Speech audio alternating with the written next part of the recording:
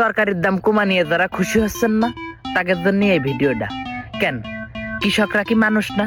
হ্যাঁ, অত্যাচার হলে এরকম নিম্ন লেভেলে কেন হয়? আপনারা যারা তরকারির দাম বাড়াইছিলেন, তরকারির দাম বেশি হওয়ার কারণে কিন্তু আপনারা খালি তরকারির দাম বাড়াইছিলেন না, আপনারা সারের দাম বাড়াইছিলেন, আপনারা তেলের দাম বাড়াইছিলেন, আপনারা পানির দাম বাড়াইছিলেন, আপনারা সেচের দাম, বিভিন্ন কিছু। একটা তরকারি উৎপাদন করতে গেলে বীজ থেকে শুরু করে যত কিছু লাগে সবকিছুর দাম কিন্তু আপনারা বাড়াইছিলেন। কিসের জন্যে? কারণ হচ্ছে তরকারির দাম বেশি, এই জন্যে। কেন তরকারির দাম বেশি? দামে কৃষকরা বেশি দামে তরকারি বেচে, কেন তারা বেশি দাম দিয়ে সার কিনবে না? কেন তারা বেশি দাম দিয়ে ওষুধ কীটনাশক এগুলো কিনবে না? কেন তারা বেশি টাকা খরচ করে ভুইতে সেচ দেবে না? কেন তারা জন খরচ বেশি দেবে না? কারণ তরকারির দাম তো বেশিতে বিক্রি করতেছে। ব্যাপারটা কিন্তু এইরকম। হ্যাঁ, এইবার ধাম করে তরকারির দাম দিছে কমাইয়ে। আচ্ছা, এই যে তরকারির দাম, এই যে তরকারির যারা কমাই দিছে, তরকারির যারা লিডার তারা কমাই দিছে তরকারির দাম, এরা কি কৃষকের কথা চিন্তা করে আছে? তরকারির দাম কমাতে গেলেও তো একটা সময় টাইম টেবিল লাগবে নাকি?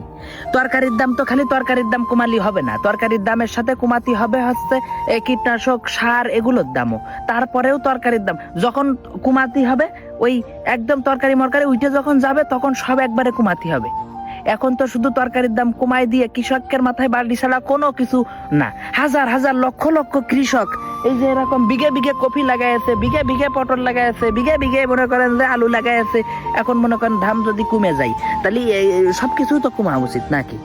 এখন তরকারির দাম কমে যায়, কিন্তু এই তরকারিগুলো তৈরি করতে গেলে তো তখন অনেক খরচ হয়েছে। তো যার কারণে আমি করছি যে তরকারির দাম কমেছে, আমরা খুশি। হঠাৎ করে বেড়ে গেছে, আবার এখন হঠাৎ করে কমে গেছে। তা যখন তরকারির দাম বাড়ে তখন তো শুধু তরকারির দাম বাড়ে না, একটা মায়ের রাখলে তার দামও বাড়ে, সারের দাম বাড়ে, ভাতের দাম বাড়ে, অনেক কিছুর দাম বাড়ে। আর যখন কমে তখন শুধু একটা জিনিসই কমে, তাহলে তো হবে না, সমস্ত কিছু কমানো লাগবে, না হলে কৃষকরা বাঁচবে কি করে? এই জন্য কৃষকদের বাঁচাতে হলে আমাদের সমস্ত কিছু কমায়ে কৃষকদের একটা পূর্ণ সম্মান এবং কৃষকরা কি করে খাবে সেরকম একটা ব্যবস্থা করে দিতে হবে। না হলে বাজার আমি করছি, গাড়ি পাবা, বাড়ি পাবা, ব্যাংক থাকবে, টাকা পাবা, অনেক কিছু পাবা, কিন্তু এই যে ধান চাল তরকারি কৃষকরা যা ফলায় তাই খেয়ে তো বেঁচে থাকেন, এগুলো ঠিক মতো পাবান না। কৃষকরা যদি একবার সেন্টিমেন্টে বাইরে খাইয়ে যদি এরা চাষাবাদ করা কমায় দেয় বা ওরা নিজেদের চাষাবাদ নিজেরা করে খাই, তখন কি হবে?